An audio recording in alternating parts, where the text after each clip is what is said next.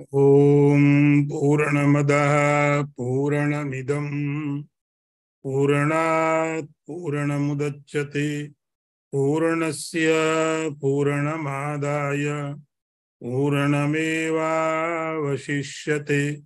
ओम शांति शांति शांति। शंकरं शंकराचार्यं केशवं वादरायणं सूत्रभाष्यकृतौ वन्दे भगवन्तौ पुनः पुनः। ईश्वरो गुरुरात्मेति मूर्तिभेद विभागिने व्योमवद्व्याप्तदेहाय दक्षिणामूर्तये नमः। ओम शांति शांति शांति। नारायणं नमस्कृत्य नरं चैव नरोत्तमं देवीं सरस्वतीं व्यासं ततो जयमुदीरयेत। ओम शांति शांति शांति।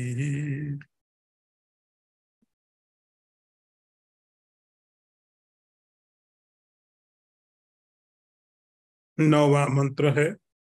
मच्चित्ता मद्गत प्राणाः बोधयन्ता परस्परं कथयन्तस् मां नित्यं तुष्यन्ति च रमन्ति च। अर्थ देखिए, मुझ में चित्त वाले, मुझ में प्राण वाले आपस में मेरे गुणों को जानते हुए, उनका कथन करते हुए, नित्य निरंतर ही संतुष्ट रहते हुए और मुझ में ही रमण करते हैं। हम लोग पीछे के मंत्र में पढ़ रहे थे, भगवान ने बोला, अर्जुन, इस योग के द्वारा युक्त होने के बाद में अविकल्प योग की इसको प्राप्ति होती है। इसमें कोई संदेह नहीं है, अविकल्प योग की उसको प्राप्ति होती है। उसका योग कभी कंपित नहीं होता। यह अवस्था वो है कि जिस समय वह पूरी तरह से मेडिटेशन में है, समाधि में है। लेकिन जब वो समाधि में नहीं है, व्यवहार की दशा में है, उसको बोलते व्युत्थित काल। एक तो समाधि काल है और एक है कि जब उससे बाहर निकला उस समय उसका जीवन कैसा होता है। समाधि की अवस्था में तो काल को बताने की जरूरत नहीं हो, तो एक ही जैसा होता। लेकिन समाधि से बाहर निकलने के बाद उसका जीवन किस प्रकार से होता है, किस प्रकार से वो जीवन जीता है, भगवान यहाँ बता रहे हैं।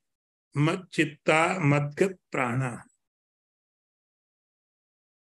उसका जो चित्त है वो मुझ में चला गया। चित्त का अर्थ हुआ मन। तो जितना भी मन है या इंद्रियां हैं, जितने भी थॉट हैं जो आपने पीछे पढ़े, उसका राग भी भगवान में, उसका द्वेष भी परमात्मा में, उसका क्रोध भी परमात्मा में। हर एक उसका मन में उठने वाला भाव सब परमात्मा में है। भगवान बोलते मत चित्ता, उसका चित्त मुझ में प्राप्त हो गया। मत चित्ता। दूसरा मद्गत प्राण, उसके प्राण मुझ में चले गए। प्राण का अर्थ होता है जीवन, एग्जिस्टेंस। प्राण का अर्थ होता है होना। तो दो तरह से चीजें आप समझ सकते हैं। एक तो ऐसी चीजें होती जिनके बिना हम रह नहीं सकते। भूख लगेगी, भोजन तो चाहिए, प्यास लगेगी, तो शरीर को रखने के लिए जो भी आवश्यकताएं हैं, जो भी आवश्यकताएं हैं, वो सब मद्गत प्राणा में है, जिनके बिना हमारा अस्तित्व तो बचे ही नहीं। और अस्तित्व होने के बाद फिर आपके पास चॉइस होती। भोजन करना या नहीं करना ये चॉइस नहीं है, कोई चॉइस नहीं। पानी पीना है कि नहीं पीना है, श्वास लेना है कि नहीं लेना है, इसमें कोई ऑप्शन नहीं, कोई चॉइस नहीं है। चॉइस ये होगी क्या खाना है, कब खाना है, कितना खाना है, लेकिन भोजन करने के लिए कोई चॉइस नहीं। तो मदगत प्राणा का अर्थ होता है उसका सारा एग्जिस्टेंस, उसकी सारी सत्ता, उसका सब कुछ होना परमात्मा के साथ निरंतर रहता है। तो दो चीजें इसमें आप समझिए, वो जो परमात्मा का भक्त है वह करता है, उसका चित्त परमात्मा में है, उसका एग्जिस्टेंस परमात्मा में है, उसके विचार ईश्वर के होते हैं, उसका होना परमात्मा के साथ होता है। अब दो उसके काम होते हैं, जिसको इंटेंशनली करता है। एक काम तो संसार के सब करेगा, लेकिन जैसे कोई ऑटोमेटिक हम लोग प्रोग्रामिंग कर देते हैं, और वो प्रोग्रामिंग के कारण सब चीजें अपने आप होती रहती है। जैसे अभी क्या आपने एक अपना एक पूजा की पद्धति समझ ली या कोई मंत्र ले लिया, वो धीरे धीरे इतना अभ्यास हो जाता है कि वो सब ऑटोमेटिक चलता रहता है, उसमें फिर मन की ज्यादा जरूरत नहीं पड़ती है। हाथ हिलेगा, वहां से फूल उठाया, यहाँ चढ़ा दिया, मंत्र भी भूल गया, लेकिन बहुत सी चीजें ऑटोमेटिक हो रही। अब यहां पर विपरीत स्थिति होती है कि संसार के सारे काम ऑटोमेटिक होने लगते हैं, लेकिन वो इंटेंशनली क्या करता है, बोधयंत परस्परम कथयंतश्च। उसका काम क्या होता है, जो उसका अपना काम होता है, वह परमात्मा के गुणों को एक दूसरे को बताता, एक दूसरे को बताने की कोशिश करता है। बोधयंता, जान, उसको मालूम है, लेकिन फिर भी हमको तो कुछ करना है। पुराणों में कथा है कि सनकादि 4 ऋषि थे, चारों भाई हैं, चारों का नॉलेज का लेवल सेम है, कोई छोटा नहीं कोई बड़ा नहीं, और चारों घूमते रहते हैं, कोई करने को काम है ही नहीं। तो किसी जगह में एक बोलने लगता है, 3 सुनने लगते हैं। अगली दूसरी जगह गए तो कोई और बोलने लगा, बाकी 3 सुनने के लिए मिल जाते थे। ऐसा कुछ नया नहीं बताना है, तीनों का ज्ञान का स्तर समान है, लेकिन बोधयंत परस्परम, एक दूसरे को उस बात को याद दिलाते हैं, उस बात को बताते रहते हैं, जबकि मालूम है, किसको मालूम है, कथयंतश्च। और परमात्मा की जो कीर्तन है, जो कथाएं हैं, जो महिमा है, उसको कहते रहते हैं, दूसरों को भी बताते हैं और अपने आप को भी बताते हैं। दूसरों को बताना भी महत्वपूर्ण है, लेकिन अपने आप को भी बताना बहुत जरूरी है, अपने आप को भी तो बताओ।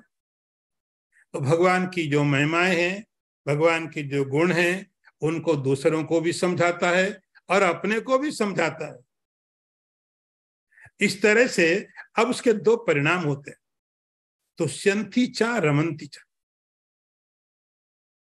2 परिणाम क्या होंगे, ये उनको अच्छा लगता है, संतुष्टि मिलती है। एक तरह के समझो एडिक्शन हो गया। कोई आदमी स्मोकिंग करता है, क्या मिला, कुछ मिला नहीं, ऐसा लगा कि संतुष्टि मिल रही है, नहीं किया तो खाली खाली लगता है। तुष्यंती, ये जो परमात्मा के भक्त हैं, ये परमात्मा की लीलाओं को क्या करते हैं, उनको अच्छा लगता है, संतोष मिलता है, रमंती चा, और आनंद उठाते हैं। तो इस मंत्र में भगवान ने ये बताया कि जो परमात्मा के इस तरह के जो भक्त हैं, जो ज्ञानी है, इस तरह के जो लोग हैं, उनका पूरा समर्पण परमात्मा के लिए होता है अर्जुन। और कर्म संसार के अपने आप होंगे, ऑफिस में काम कर रहा है तो भी होगा, घर में काम कर रहा है तो भी होगा, लेकिन उसका इंटेंशन के करने में किसमें है, तो दो काम है और उसके दो परिणाम हैं। इस तरह से भगवान ने अर्जुन को इस भक्त की बात बताई। आगे वाला मंत्र देखिए, तेषां सतत युक्तानां भजतां प्रीतिपूर्वकं ददामि बुद्धि योगम तम येन माम उपयान्ति। अर्थ देखो, तेषां उन नित्य निरंतर मुझ में लगे हुए प्रेम पूर्वक मेरा भजन करने वाले भक्तों को मैं यह बुद्धि योग देता हूं, जिससे उनको मेरी प्राप्ति हो जाती है। तो अब जिनका सारा का सारा व्यक्तित्व जाने में अनजाने में परमात्मा के साथ में लगा हुआ है, भगवान कहे सतत युक्तानाम, निरंतर मुझसे जुड़े हुए हैं, निरंतर। इस बात की उनको अनुभूति है कि हम परमात्मा से निरंतर जुड़े हुए हैं, इस बात की समझ है। भजताम प्रीति पूर्वकम, और जो बहुत ही प्रेम के साथ, श्रद्धा के साथ उस परमात्मा का भजन करते हैं। तो भगवान ने उन भक्तों को थोड़ा सा और आगे उनको एक्सप्लेन किया कि ऐसे जो लोग सतत युक्तानाम, संसार में या कहीं पर भी कोई ऐसा तरीका नहीं है कि व्यक्ति परमात्मा से अलग हो जाए। आकाश से आप कैसे अलग हो सकते हो? आकाश से अलग होने का कोई रास्ता ही नहीं है, परमात्मा से अलग होने का कोई माध्यम नहीं है। लेकिन हमें पता नहीं है, हमें अनुभव नहीं है, हमारी कोई अनुभूति ऐसी नहीं हो रही है हमको लगे कि हम परमात्मा से जुड़े हुए हैं, हमारा कोई अनुभव नहीं। जिनको हमेशा अनुभव रहता है कि हम परमात्मा से जुड़े, हम कभी मंदिर में गए लगता भगवान के पास आ गए, कभी बैठे भगवान की प्रार्थना करने लगते लगता भगवान के पास बैठे। लेकिन भक्त को यह लगता है कि वह हमेशा ही भगवान से जुड़ा हुआ है, उसको भगवान कहते हैं सतत युक्तानाम, निरंतर निरंतर परमात्मा के साथ में जुड़ा हुआ है। और उसको भजताम प्रीति पूर्वकम, प्रीति पूर्वक, श्रद्धा पूर्वक। तो परमात्मा से जुड़ा होना अलग बात है, फिर परमात्मा का स्मरण रखना कि हम परमात्मा से जुड़े हैं, और निरंतर प्रेम पूर्वक परमात्मा का स्मरण करता है। इतनी चीजें हैं जो एक भक्त भगवान के लिए करता है। उसके बाद अब भगवान का काम शुरू होता है। इतना काम भक्त करता है, उसके बाद अब भगवान का काम शुरू होता है। भगवान का काम क्या है? यहां पर एक मंत्र बहुत एक महत्वपूर्ण विचार देता है आपको। ददामि बुद्धि योगम तम, ये प्रक्रिया चल रही है भक्त और भगवान के बीच में। आपने बहुत बार सुना है, बहुत बार पढ़ा होगा कि किसी ने तपस्या की और भगवान आके कहता मांगो क्या वरदान चाहिए, उसने बोला ये चाहिए, भगवान ने दे दिया। आपने मांगा, हमने दे दिया। जिसके जो मन में आया उसने तपस्या की, प्रार्थना की, भक्ति की, और भगवान प्रसन्न होकर के दे दिया उन्होंने। तुमने मांगा, हमने दे दिया। लेकिन यहां भगवान ये कहते हैं कि मैं क्या देना चाहता हूं, मैं क्या देना चाहता हूं। भैया कि मैं भगवान से क्या मांगना चाहता हूं। तो भक्त या मांगने वाले की इच्छा पर रहता है कि उसको क्या मांगना है। कोई धन मांग लेगा, कोई पद मांगेगा, कोई बोलेगा बीमारी दूर करो, कोई बोलेगा ये दे दो, कोई वो दे दो। भगवान देते हैं। लेकिन भगवान क्या देना चाहते हैं, भगवान की प्रायोरिटी क्या है। भगवान चाहते कि मैं इसको दूं। तो अब ये जो भक्त तैयार हो रहा है, ये वाला जिसकी बात भगवान कर रहे हैं, इसकी कोई डिमांड नहीं है, इसका कोई उद्देश्य नहीं है कि मुझे इसलिए भजन करना ही है। भगवान कहते हैं ऐसे लोगों के लिए मैं वो देता हूं जो मुझे सबसे ज्यादा अच्छा लगता है। जो मुझे सबसे ज्यादा अच्छा लगता है वो उनको मैं दिया करता हूं। ददामी, अपनी तरफ से भगवान दे रहा है, मांगने वाले ने कुछ मांगा नहीं। इस भक्त ने भगवान को कुछ बोला नहीं कि ये दे दो वो दे दो, कुछ नहीं है। ये भगवान अपनी तरफ से दे रहे हैं। क्या दे रहे हैं? बुद्धि योग। बुद्धि योग, ददामी बुद्धि योगम। मैं बुद्धि योग देता उन व्यक्तियों को जो इस श्रेणी के भक्त होते हैं। कुछ नहीं है, बस अपना काम कर रहे हैं, जो भगवान ने जैसी प्रक्रिया बताई वैसा सब कर रहे हैं, लेकिन कुछ चाहा नहीं है। ऐसे लोगों को भगवान कहते मैं देता क्या हूं? बुद्धि योगम। कुछ नहीं बदलता। हो सकता है उनके शरीर में कोई बीमारी हो तो होने दो, भगवान नहीं कहते मैं ठीक कर दूंगा। हो सकता है जीवन में धन का अभाव हो, भगवान नहीं कहते मैं उसको धन दे दूंगा। ये नहीं मिल रहा वो दे दूंगा। भगवान कहते ये सब बहुत छोटी छोटी बातें हो जाएंगी। मैं ऐसी चीज देता हूं जो अत्यंत दुर्लभ है, और उसको भगवान कहते हैं मैं अपनी तरफ से देता हूं, क्योंकि ऐसा तो कोई मांगता ही नहीं। ददामी बुद्धि योगम। मैं बुद्धि योग देता हूं, बुद्धि योग। ये बुद्धि योग बहुत महत्वपूर्ण है। गीता में भगवान ने बुद्धि के बारे में बहुत बार बात की है। बुद्धिमान, बुद्धि, बहुत बार भगवान ने बात की है। और यहां तो भगवान डायरेक्टली बोलने लगे, ददामी बुद्धि योगम। मैं बुद्धि योग देता हूं। बुद्धि तो है हमारे पास, बुद्धि तो सबके पास है। और कई बार तो जो भगवान के भक्त नहीं है उनके पास बहुत ज्यादा बुद्धि हो सकती है, बहुत बुद्धिमान हो सकते हैं।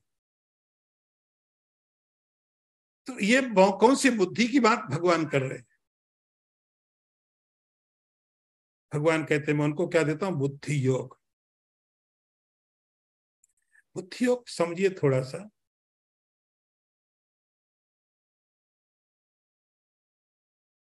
बुद्धि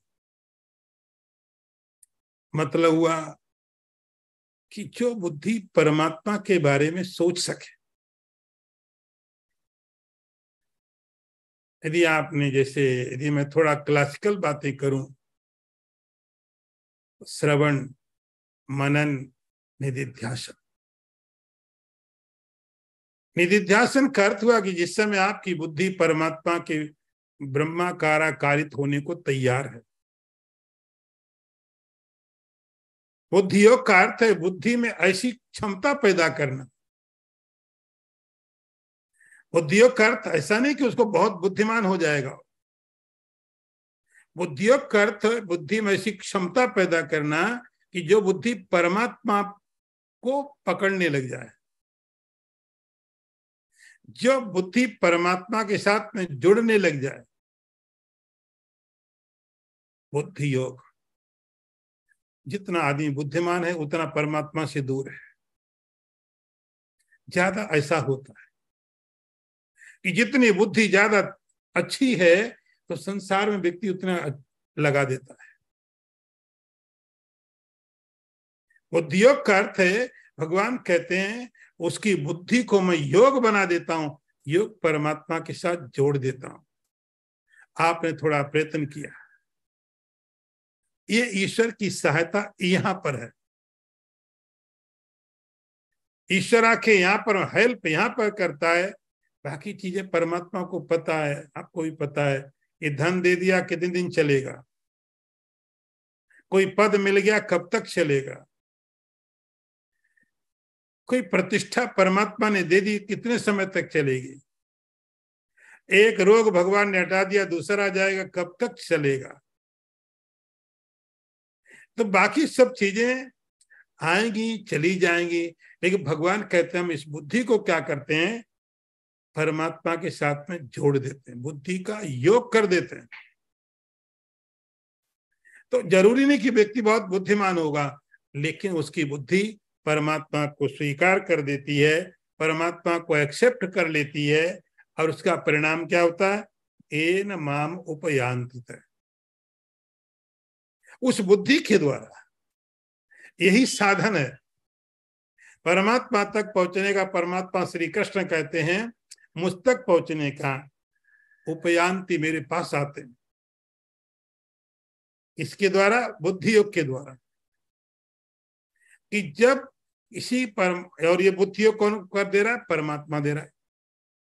भगवान कहते हैं मैं उनको बुद्धि योग देता हूं, और उस बुद्धि योग के द्वारा वे लोग मुझ तक पहुंचते हैं। बस इतने काम है। तो उस बुद्धि योग का अर्थ हुआ कि वो बुद्धि परमात्मा तक पहुंचा दे। हम जानते हैं कि बुद्धि से कोई गति, कोई क्रिया नहीं होती। आप यदि जान लेते हैं तो आप कहीं पहुंच नहीं जाते। तो ज्ञान के द्वारा क्रिया नहीं होती। यहां भगवान कहते हैं उस बुद्धि के द्वारा उपयांति थे, मुझे प्राप्त करते हैं, मतलब मुझे जान लेते हैं। तो परमात्मा को समझने की क्षमता पैदा हो जाए, भगवान मदद करता है कि साधक की, जो साधक इस तरह से परमात्मा की नित्य निरंतर जुड़ करके परमात्मा की प्रार्थना करता है, भक्ति करता प्रेम पूर्वक, भगवान उसको एक ही चीज देते हैं, और वो देते हैं बुद्धि योग। बुद्धि योग मिल गया, ये बुद्धि उस साधक को परमात्मा के पास पहुंचा देती है। आगे मंत्र देखिए, तेषामेवानुकंपार्थ महम अज्ञानजं तमा नाशयाम्यात्म भावस्तु ज्ञान दीपेन भास्वत। अर्थ देखो, उन भक्तों पर कृपा करने के लिए ही उनके स्वरूप में होने पर मैं उनके आत्म अज्ञान जन्य अंधकार को देदीप्यमान ज्ञान रूप दीपक के द्वारा नष्ट कर देता हूं। बुद्धि योग को थोड़ा और देखिए, तेषाम एव अनुकंपार्थम, उनके ऊपर ही कृपा करके। अब आप थोड़ा कृपा का मतलब देखिए, यहां पर साधक, जो भक्त है, साधक है, डिवोटी है, इसने अपनी तरफ से पूरा प्रयत्न किया और परमात्मा ने उसको बुद्धि योग प्रदान कर दिया। बस इतना ही बड़ा ईश्वर का सबसे बड़ा वरदान यही है कि बुद्धि योग की प्राप्ति हो जाए।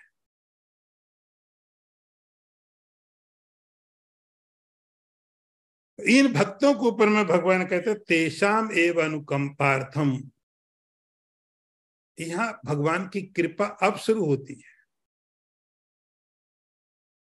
ईश्वर की कृपा इतनी छोटी नहीं होती है कि व्यक्ति एक बार ईश्वर की कृपा को प्राप्त करने के बाद फिर दुखी हो जाए। ईश्वर की कृपा प्राप्त होने के बाद फिर दुखी हो जाए, वो ईश्वर की कृपा नहीं होती है।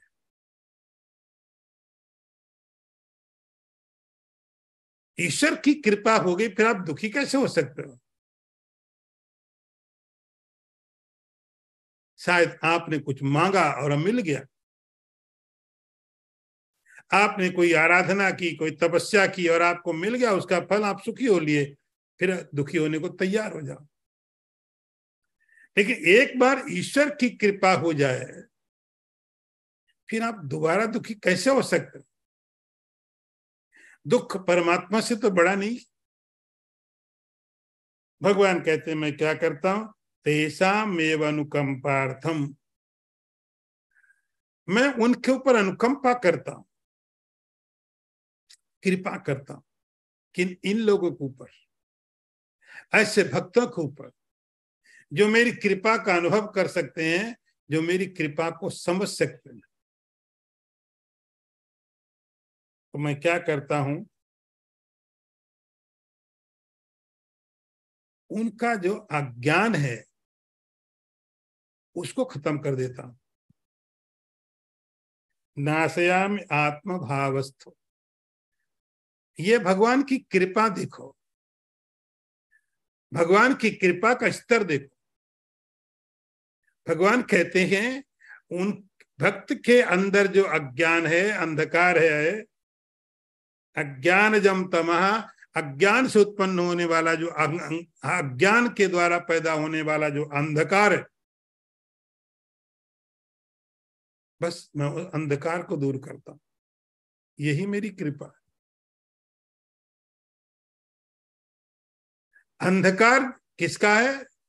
बाकी सब ठीक है।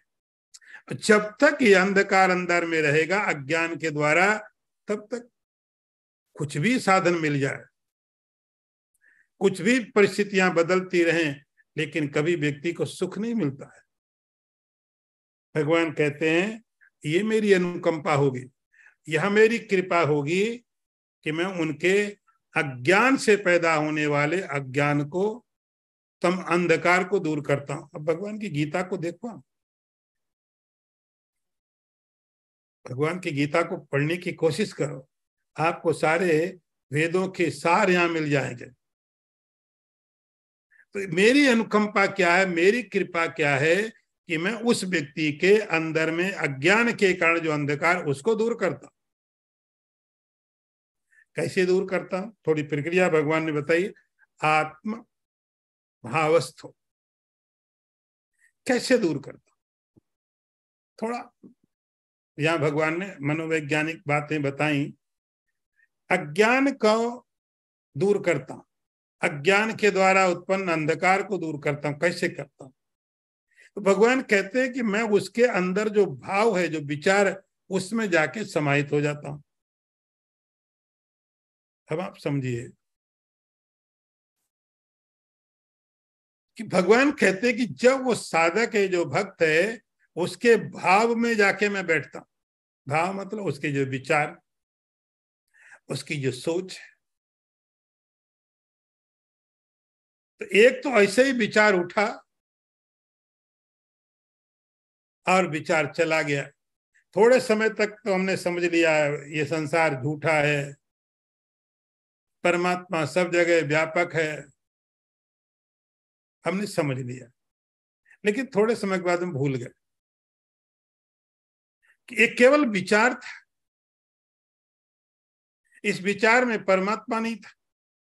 यदि वेदांत की बात मैं बताऊं, वेदांत की भाषा में बोलूंगा तो ब्रह्माकारा कारित वृत्ति। इसलिए गीता को समझना इतना आसान भी नहीं है। भगवान कहते मैं उनके विचार में जाकर के बैठता हूं, आत्म भावस्थो। उनका जो विचार है, अभी जो हमारा विचार होता है, हम समझते हैं कि परमात्मा सत्य है, सब जगह व्यापक है, ऐसा विचार तो है। इस विचार में परमात्मा नहीं है। केवल विचार उस अज्ञान को दूर नहीं कर पाता है। भगवान कहते उनके विचार में आत्मभावस्थ होकर के, उनके विचार में मैं जाके स्थित हो जाता हूं। अब उनके विचारों की जो क्षमता है, इसलिए जब आप उपनिषद पढ़ते हो तो वहां बताया तेजस्वी नावधीत मस्तु। आप प्रार्थना करते हो हे भगवान, हमने जो अध्ययन किया है, जो स्टडी की है, वह तेजस्वी हो जाए। मालूम है विचार है, लेकिन विचारों में ताकत नहीं। ये विचार उस अज्ञान के अंधकार को दूर करने में सामर्थ्य नहीं रखते हैं। ये कब होगा? जब परमात्मा कृपा करता है। कृपा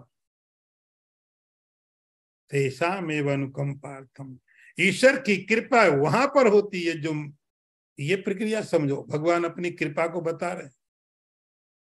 उस भक्त के ऊपर मेरी बड़ी कृपा होती है, और कृपा होती है कि मैं उसके अंदर में जो उसके विचार हैं, उन विचारों में जाके बैठ जाता हूं। ज्ञान दीपेन भास्वता। अब वो जो ज्ञान है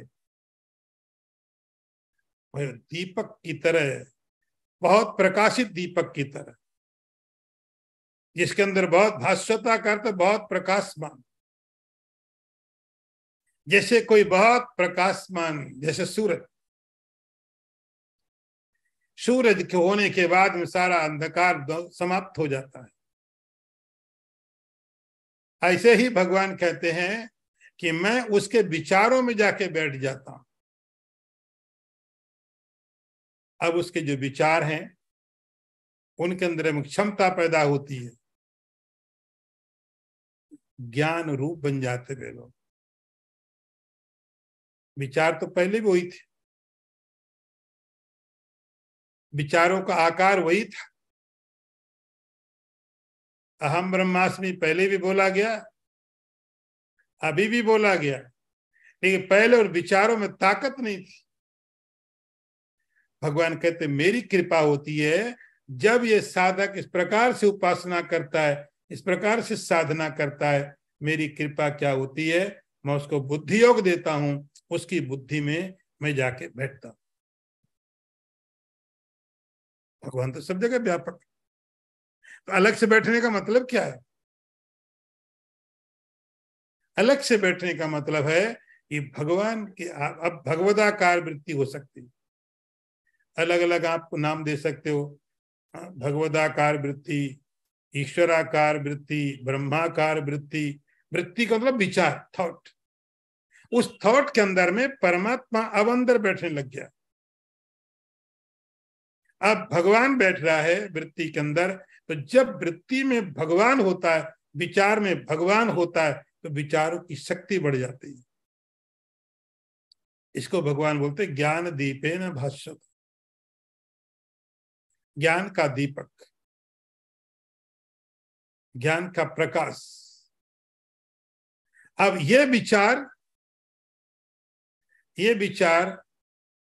ज्ञान को पैदा करेंगे, और उस ज्ञान के द्वारा जो अज्ञान पैदा होता है वो समाप्त हो जाता है।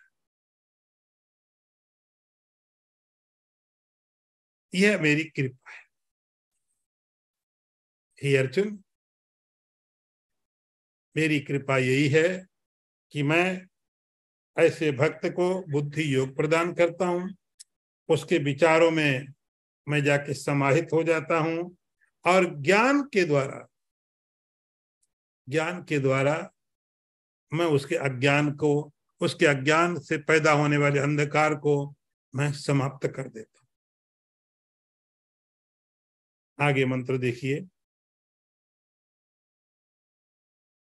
अर्जुन उवाच परम ब्रह्म परम धाम पवित्रम परमं भवान पुरुषम शाश्वतम दिव्यम आदिदेव मजम विभुम। दूसरा मंत्र भी साथ में पढ़ेंगे। आहुस्तुम ऋषया सर्वे देवऋषि नारदस्तथा असितो देवलो व्यासा स्वयं चैव ब्रवीषि में। अर्थ देखिए, भगवान अर्जुन कहता है भगवान आप परम ब्रह्म है, परम धाम है, पवित्र हैं और शाश्वत हैं, दिव्य पुरुष हैं, आदिदेव अजन्मा सर्वव्यापक हैं। ऐसा आपको सबके सब ऋषि, देवर्षि, नारद, असित, देवल तथा व्यास कहते हैं, और स्वयं आप भी मेरे प्रतीक कहते हैं। तो यहां तक भगवान अर्जुन को बताते जा रहे।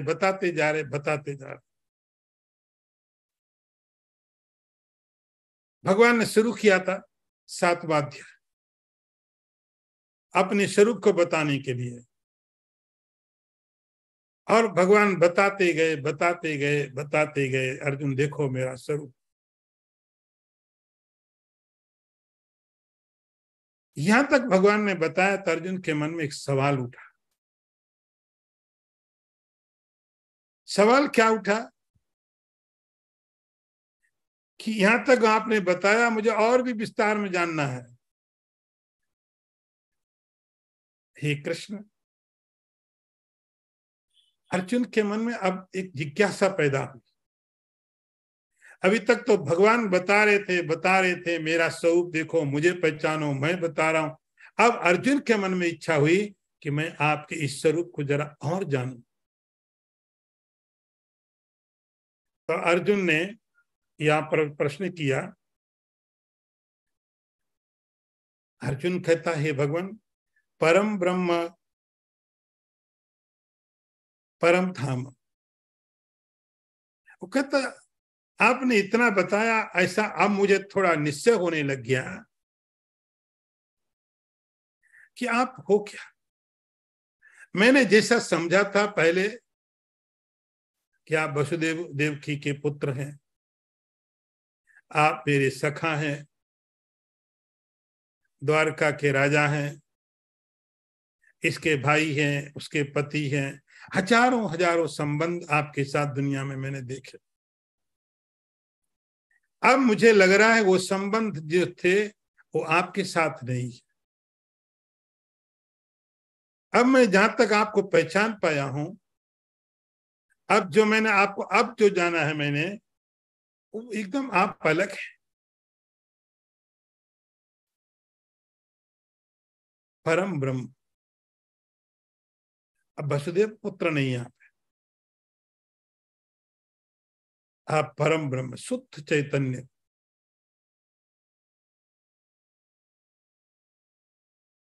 परम ब्रह्म शुद्ध चैतन्य हो। परम धाम, आप परम धाम। धाम का अर्थ होता है रहने की जगह। धाम का अर्थ होता है जैसे आप कहीं जाते हो, चार धाम। चार धाम का मतलब चार पवित्र जगह हैं जहां परमात्मा निवास करते। लेकिन धाम का अर्थ होता है रहने की जगह। तो अब हम ठीक से यदि देखें तो हमारे रहने की जगह सही कौन सी है। कभी हम इस घर में रहते हैं, थोड़े समय के बाद इसको बेच करके कोई और घर में चले गए, उसको बेच करके कहीं और चले गए। तो सही में कौन से घर में रहते हैं, सही में कौन सा हमारा धाम है। कुछ समय तक इस जगह सिटी में रहे, थोड़े समय बाद दूसरी सिटी में चले गए, एक कंट्री में रहे दूसरी कंट्री में चले गए। ये जो बदल रही चीजें हैं वे आपके धाम थोड़े समय के लिए। यदि आप धाम का शरीर भी समझे तो थोड़े समय के लिए आप इस शरीर में हैं, उसके बाद कोई और शरीर में रहने को मिलेगा, किसी और शरीर में रहने को मिलेगा। ऐसे धाम, जो धाम बदल रहे हैं, जो रहने की जगह बदल रही है, वे आपकी तो नहीं है। अर्जुन कहता अब मैं समझ गया कि सभी जीवों का परम धाम आप, परम अल्टीमेट। परम का अर्थ होता है जिसके जा करके परम विश्राम। तुलसीदास ने लिखा कि राम पायो परम विश्राम। जब मैं राम के पास आया तो मुझे परम विश्राम की प्राप्ति हुई, परम आनंद की प्राप्ति। ऐसा जैसे अपनी जगह पहुंच गया, अपनी जगह पहुंच गया। तो इससे जहां भी भटकता रहे, कभी मेरा ये धाम है, कभी मेरा वो धाम है, कभी मेरी ये जगह है, कभी वो जगह है। आप बदलते रहिए बदलते रहिए, लेकिन सही धाम क्या है, आप अल्टीमेट, उसके आगे कोई जगह नहीं। और जब तक कोई यहाँ नहीं पहुंचता है कृष्ण, तब तक वो व्यक्ति ऐसी जगह बदलता रहेगा। आप शुद्ध चैतन्य हो। अर्जुन का स्टेटमेंट देखो भगवान के बारे में, आप शुद्ध चैतन्य हो, आप परम ब्रह्म हो, आप परम धाम हो, और आप पवित्र हो। पवित्रम परमम भवान, आप परम ब्रह्म हो। एक बात ध्यान रखना, ब्रह्म का अर्थ कॉन्शियसनेस, चैतन्य। चैतन्य की कभी अनुभूति ये नहीं होती कि यह चैतन्य है। थोड़ा टॉपिक ऐसा है, थोड़ा क्लासिकल हो ही जाएगा। चैतन्य का अनुभव ऐसा नहीं होता कि यह चैतन्य है, नहीं, कभी नहीं हो सकता। यह कुर्सी है, मकान है, बॉडी है, पेड़ है, पौधे हैं, ऑब्जेक्ट है, लेकिन यह चैतन्य है ऐसा अनुभव नहीं होता है। अंदाज लगाते हैं आप, इसमें चैतन्य है, हिल रहा है, देख रहा है, बोल रहा है, इसलिए इसमें चैतन्य है, लेकिन यह चैतन्य है ऐसा अनुभव नहीं होता। अनुभव केवल ऐसा होता, मैं चैतन्य हूं, मैं चैतन्य, मैं चैतन्य हूं कि मेरे हाथ हिल रहे इसलिए मैं चैतन्य नहीं हूं, कि मैं चैतन्य हूं क्योंकि मेरे हाथ हिल रहे हैं, क्योंकि मैं आंखों से देख पा रहा हूं, कानों से सुन रहा हूं, इसलिए मैं चैतन्य हूं। मुझे कोई ऐसा अंदाज लगाने की जरूरत नहीं, मैं हूं। तो चैतन्य का एक्सपीरियंस कभी भी अपने से अलग नहीं होता है, कभी भी नहीं। जब भी होगा अपने में ही होगा, मैं चैतन्य। तो ये चैतन्य कुर्सी नहीं, यह अर्जुन भगवान को कहता तुम चैतन्य। भगवान संस्कृत का एक ऐसा शब्द है, भगवान का मतलब आप, थोड़ा रेस्पेक्ट, रेस्पेक्ट है। हे कृष्ण तुम चैतन्य हो। ये अनुभव कभी भी, चैतन्य का अनुभव अपने से बाहर नहीं होता है, लेकिन यहां अर्जुन भगवान को कहता तुम परम ब्रह्म हो। ये कोई उसका प्रवचन नहीं है, उसकी अनुभूति है। ये जो परम है, जो भगवान है, वही बाद में धीरे धीरे बदल करके, भगवान उसको बदल करके तुम्हारे साथ जोड़ देते हैं। हे कृष्ण आप परम पवित्र हो। पवित्र का अर्थ होता है कि संसार में जो भी पवित्रता है वो सब आपके कारण है। गीता में आपने पीछे सुना, भगवान ने कहा नहीं ज्ञानी न सदृशम पवित्रम यह विद्यते, ज्ञान से ज्यादा पवित्र और कुछ भी नहीं। आप पर ब्रह्म हो, आप परम धाम हो, आप परम पवित्र हो, आप पुरुषम, आप सब जगह विश्राम करने वाले हो, शाश्वतम आप निरंतर हो, दिव्यम आप दिव्य हो। जो मेरे आगे खड़े हो वो आपका सही स्वरूप नहीं। आदि देवम अजम विभुम, आप आदि देव हो, अज हो और विभु व्यापक हो। ये भगवान के बारे में अर्जुन का ऐसा जो स्टेटमेंट है, ये पूरा बदला हुआ अर्जुन का स्टेटमेंट। ये मालूम कैसे आया अर्जुन को विचार? जब 7वें अध्याय से भगवान ने बातें शुरू की तब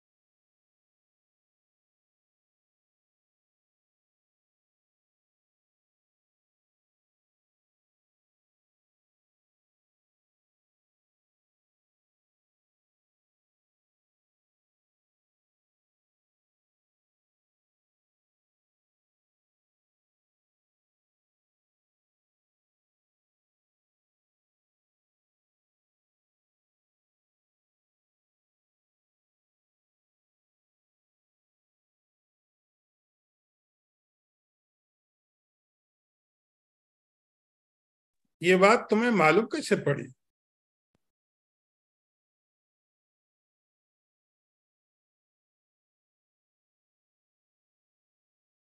इसके पीछे तुम्हारा कारण क्या है कि मैं पर ब्रह्म हूं, मैं परमात्मा हूं, मैं पवित्र हूं? ये तुम्हें मालूम कैसे पड़ा?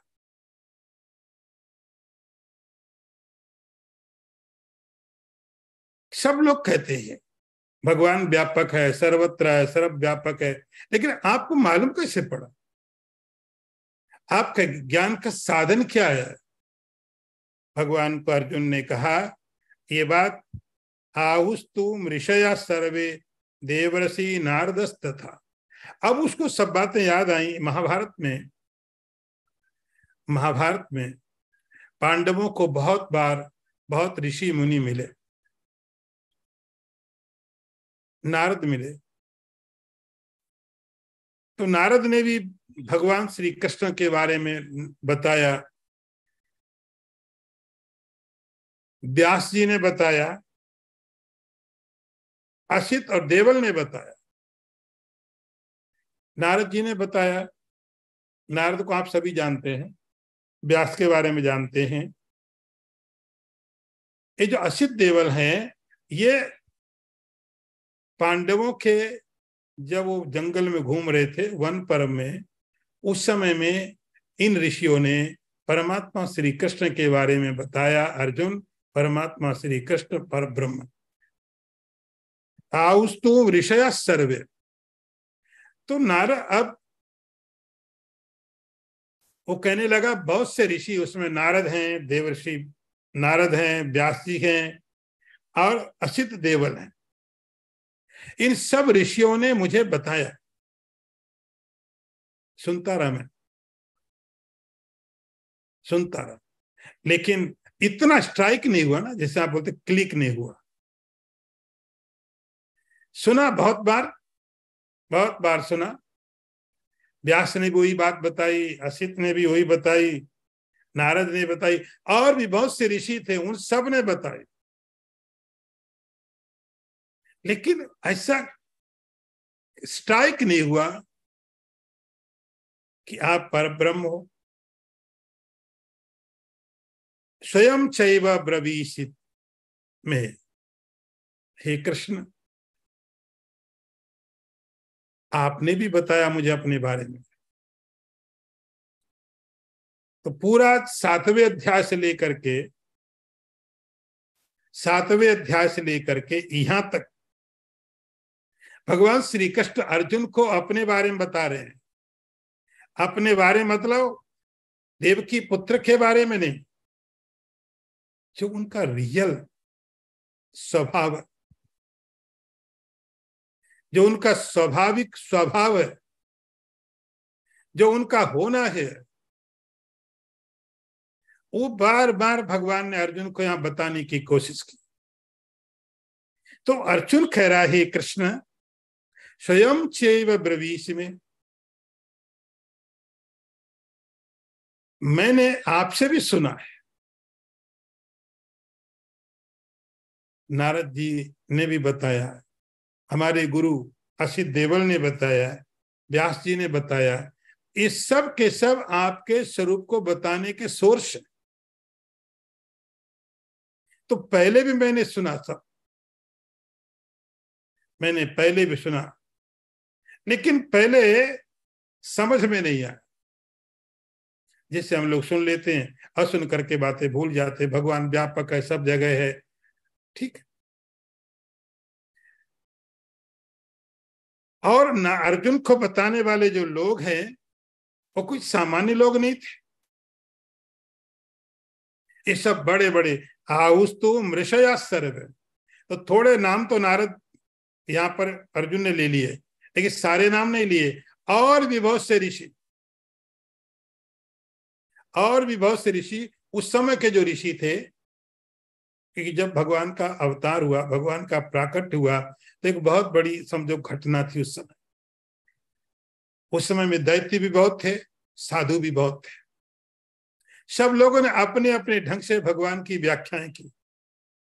शिशुपाल अपने ढंग से भगवान के बारे में सोचता है, जरासंध अपने बारे में अपने ढंग से सोचता है, दुर्योधन अपने ढंग से सोचता है, युधिष्ठिर अपने ढंग से। क्योंकि उस समय इतनी बड़ी जो बात हुई थी तो हर एक व्यक्ति भगवान की व्याख्या करता था, क्या है क्या। और वो व्याख्याएं पांडवों ने भी सुनी, पांडवों ने भी सुनी भगवान के बारे में।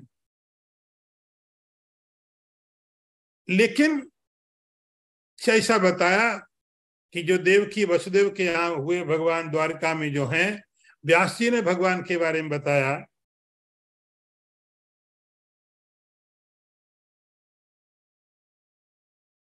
यही बात नारद ने बताया, लेकिन ठीक है, सुन लिया।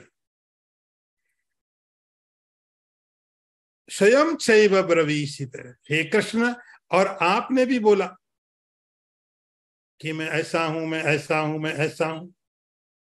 तो इन सब सूचनाओं के कारण ऋषियों पर ऐसा नहीं कि मुझे श्रद्धा नहीं थी, मेरा मन तैयार नहीं था। ऐसा नहीं कि नारद के प्रति मेरे मन में श्रद्धा नहीं थी, वशिष्ठ के व्यास के लिए श्रद्धा नहीं थी, और भी हजारों हजारों ऋषि थे जिन्होंने आपके बारे में मुझे बताया, पांडवों को बताया, क्योंकि पांडवों ने परमात्मा के बारे में बहुत सुना। सुनने के लिए उनके पास टाइम भी था, विपत्तियां भी आती थी, जंगल में भी रहते थे, ऋषियों को मिलते थे, और ऋषि उनको भगवान के बारे में बताते थे। तो पांडवों ने बहुत सुना परमात्मा के बारे में, कृष्ण के बारे में बहुत सुना। तो ऐसा नहीं बोलते कि श्रद्धा नहीं थी, लेकिन मैं तैयार नहीं था। तो जब तक हमारा मन तैयार नहीं है, हमारा हृदय तैयार नहीं है, तब तक सुनाने के लिए व्यास भी आ जाएं, नारद भी आ जाएं, और भी हमारे असित जैसे उनके गुरु थे वो, और भी कोई आचार्य आ जाए, तो जब तक हमारी तैयारी नहीं होती है तब तक उनके सुनाने का बहुत प्रभाव नहीं पड़ता है। अर्जुन कहता है स्वयं चैव ब्रवीषित, आपने भी बताया। अब मैं ये समझ गया हूं कि हे कृष्ण, अब जो मैंने निष्कर्ष निकाला है, जो मैं समझा हूं कि आप सही में पर ब्रह्म हो। इन सब ऋषियों के बयान से, ऋषियों के स्टेटमेंट को सुन करके, और आपने खुद इस बात को बोला है, इन सब को सुन करके मुझे अब पता चला है आप पर ब्रह्म हो, परम धाम हो, आप पवित्र हो, आप पुरुष हो, शाश्वत हो, दिव्य हो, आदिदेव हो, अज हो, और आप विभु हो। ये मुझे निश्चय हुआ आकर के, ये सब मैंने सुना, लेकिन अब आकर के मुझे इस बात का अब निश्चय हुआ कि आप वो नहीं हो जो मैं पहले समझ रहा था। आप उससे बहुत अलग हो, आप चैतन्य हो, शरीर नहीं हो। ऐसी मेरी समझ है। अर्जुन ने भगवान को बोला। इसके आगे फिर ओम पूर्णमदः पूर्णमिदं पूर्णात् पूर्णमुदच्यते पूर्णस्य पूर्णमादाय पूर्णमेवावशिष्यते। ओम शांति शांति शांति। शंकरं शंकराचार्यं केशवं वादरायणं सूत्रभाष्यकृतौ वन्दे भगवन्तौ पुनः पुनः। ईश्वरो गुरुरात्मेति मूर्तिभेद विभागिने व्योमवद्व्याप्तदेहाय दक्षिणामूर्तये नमः। ओम शांति शांति शांति। नारायणं नमस्कृत्य नरं चैव नरोत्तमं देवीं सरस्वतीं व्यासं ततो जयमुदीरयेत। ओम शांति शांति शांति।